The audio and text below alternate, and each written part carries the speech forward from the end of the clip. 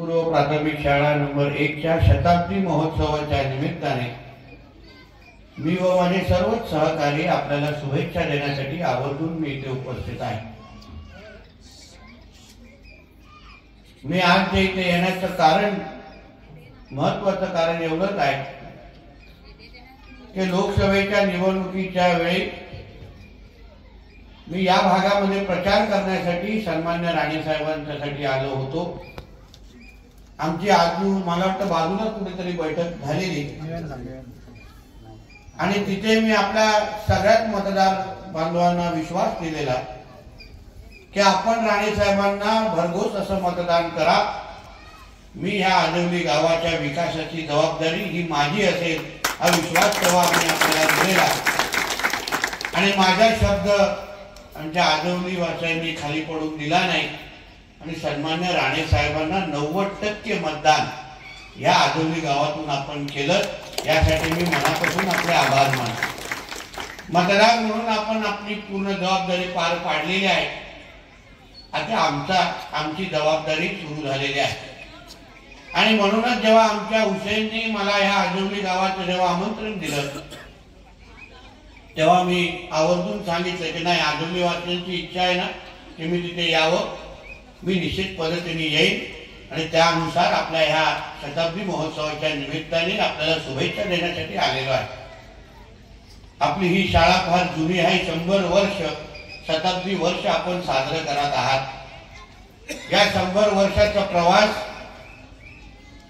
तेव्हापासून ते आतापर्यंत निश्चित पद्धतीने खडतर असेल असा या गोष्टीची जाणीव मला आहे, पण सगळ्या आव्हानांवर मात करून आज 100 वर्ष आपण शाळेची पूर्ण केलेली आहे। यासाठी जे लोकांनी या सगळ्या प्रवासाचं नेतृत्व केलं, मी त्या सगळ्या जणांचं मी मनापासून अभिनंदन करेन आणि त्यांना शुभेच्छाही देईन। संस्था चालवणं, टिकवणं ही सोपी गोष्ट नसते। आम्ही सन्मान्य राणे साहेबांच्या नेतृत्वाखाली इंजिनिअरिंग कॉलेज चालवतो, मेडिकल कॉलेज चालवतो। एक संस्था चालवण्यामध्ये काय अडचणी असतात, मग ती लहान असेल, मोठी असेल, किती असेल, पण संस्था चालवणं हे अवघड गोष्ट आणि ती पण ह्या ग्रामीण भागामध्ये आपण शाळा चालवत असताना आपल्याला किती आव्हाने येत असतील याची जाणीव मला निश्चित पद्धतीने आहे। पण आता आपलं विचाराचं केंद्र आणि राज्याचं सरकार आहे, आपल्या विचाराच्या खासदारही आपल्या विचाराचे आहेत, आमदारही आपल्या विचाराचे आहेत। आता शाळेच्या व्यवस्थापन कमिटीला मी सांगेन, आज जसं आपण ह्या कार्यक्रमाच्या निमित्ताने आम्हाला संपर्क केला तसं भविष्यामध्ये या शाळेच्या काही गरजा असतील, कुठलेही विकास काम असेल, खासदार महोदयांच्या अंतर्गत येणाऱ्या जी कामं आहेत, जी जबाबदारी आहे त्यासाठी तुम्ही आम्हाला कधीही संपर्क करा। तुम्हाला विश्वास देतो, आजवली गावाच्या कुठलाही निवेदन आम्ही खाली होऊन देणार नाही किंवा कमी पडणार नाही, या बाबतीचा शब्द मी तुम्हाला या निमित्ताने निश्चित पद्धतीने देईन। म्हणून आपल्या आणि आमच्या मधला संवाद हा महत्वाचा आहे। तुम्ही आमच्यासाठी निवडणुकीच्या काळात, कारण अटीतटीची निवडणूक होती, सोपी नव्हती, या भागाचे तेव्हाचे आमदार वेगळे होते आणि वर्षानुवर्ष इकडे आमदाराचं नेतृत्व करत होते, तरीही तुम्ही राणे साहेबांच्या नेतृत्वावर विश्वास ठेवून, भारतीय जनता पक्षाच्या नेतृत्वावर विश्वास ठेवून आणि महायुती म्हणून आम्ही सगळेजण आपल्याकडे आलो, विनंती केली आणि मतदार म्हणून आपण आमच्या बाजूने राहिलात। आता 5 वर्ष आपली सेवा करण्याची जबाबदारी ही आमच्या सगळ्यांची आहे, हा विश्वास तुम्हाला मी आजच्या देतो। म्हणून आता तुम्ही मागे पुढे कुठलीही चिंता करू नका, संपर्कात राहा आणि आलेली निधी ही 100% कशी खर्च होईल यावर आपण सगळेजण लक्ष द्या, एवढं मी आवर्जून या निमित्ताने सांगेन। आमचे सरपंच महोदय राणे साहेबांनी पण विचार मांडले, त्यांनी पण विकासाच्या दृष्टिकोनातून अपेक्षा व्यक्त केली। मी बोलतो सरपंच महोदयांना सांगेन, मी बाजूचा आमदार असलो तरी आमचे राणे साहेब ह्या भागाचे नेतृत्व करतायत, म्हणजे खासदार म्हणून नेतृत्व करतायत। आमचे सुतार मंडळ अध्यक्ष आहेत, आमचे साठे साहेब बाजूला वैभववाडीमध्ये नेतृत्व करतायत, आमचे हुसेन असोवाणे, आमचे भाडेकर साहेब म्हणजे सांगत नाहीत पण इकडचे नातेवाईक आहेत, कुठेतरी गायब झाले। माझ्या आणि त्यांची अडचण सेमच आहे, उंचीची, असं आहे। आणि म्हणून आमचे एवढे सगळे हक्काचे लोक आजवली गावाच्या आजूबाजूला आहे. म्हणून या भागाचा चेहरा मोहरा आम्हाला बदलायचा आहे. या ग्रामीण भाग असला तरी तुम्ही आमच्या वैभववाडीमध्ये जाऊन बघा, तिकडे विकास अगर एवढा मोठ्या प्रमाणामध्ये येऊ शकतो अशी कुठलीही वाडी आमच्या वैभववाडी गावामध्ये नाही जिथे विकासाचे मोठ्या प्रमाणामध्ये निधी येत नाही. मग आम्ही आजवली गाव म्हणून कशाला कमी पडायचं ह्या बाबतीमध्ये विचार तुम्ही सगळेजण करा, अपेक्षा व्यक्त करा. आमचा जास्त जास्त लोकप्रतिनिधी म्हणून तुम्ही जास्त जास्त वापर करून घ्या हे आवर्जून मी तुम्हाला सरपंचांना या लोकांना मी सांगेन. ज्या भागाचे खासदार सन्मान्य राणे साहेब असतील त्या गावाचा 100% विकास करून घेण्याची जबाबदारी ही आता आमची आहे एवढं मी आवर्जून या निमित्ताने सांगेन. म्हणून राणे साहेबांच्या पद्धतीने त्या गतीने विकास होणं हे गरजेचं आहे. नाहीतर आम्ही राणे साहेबांचे प्रतिनिधी म्हणून जेव्हा इथे येतो आणि साहेबांचा मतदारसंघामधला अगर आजवली गाव हा विकासीवरून अगर वंचित राहत असेल तर आम्ही साहेबांचे कार्यकर्ते म्हणून आम्ही कुठेतरी कमी पडलो असा आमची गोष्टीची समज असेल. म्हणून मी सरपंच महोदयांना सांगेन, अन्य प्रतिनिधींना सगळ्या प्रमुखांना सांगेन, आता ह्या आजवली गावासंदर्भात आपण सातत्याने आमच्या संपर्कात राहा, माहिती द्या. निधीच्या दृष्टिकोनातून तुम्हाला जी जी अपेक्षा असेल ती यादी माझ्याकडे पाठवा. आता काय मी नुसतं सिंधुदुर्गाचा पालकमंत्री नाही आहे, रत्नागिरीचा पण मी संपर्क मंत्री आहे. सगळ्या बाबतीमध्ये माझा शब्द इथे चालणार. याद्या 2-2 तयार होणार, एक पालकमंत्र्याची आणि एक संपर्क मंत्र्याची सुधारणी तुम्ही लक्षात ठेवा. म्हणून नुसतं एका जागी जाऊन सुधारणी तुम्ही लक्षात ठेवा.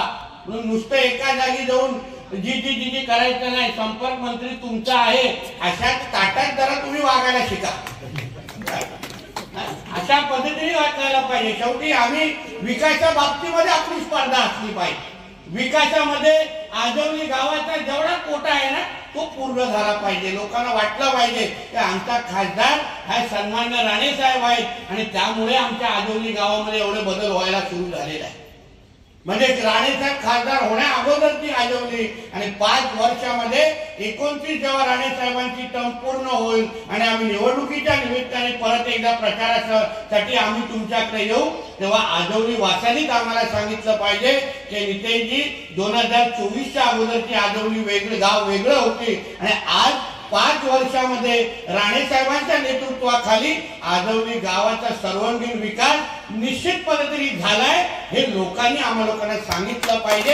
ही जबाबदारी आमच्या खांद्यावर आहे, ती जबाबदारी आमच्या खांद्यावर आहे.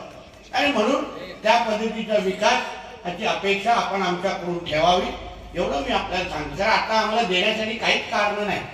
तुमची कामं अगर होत नसतील ना तर तो आमची चूक आहे, तुमच्या लोकांची चूक नाही.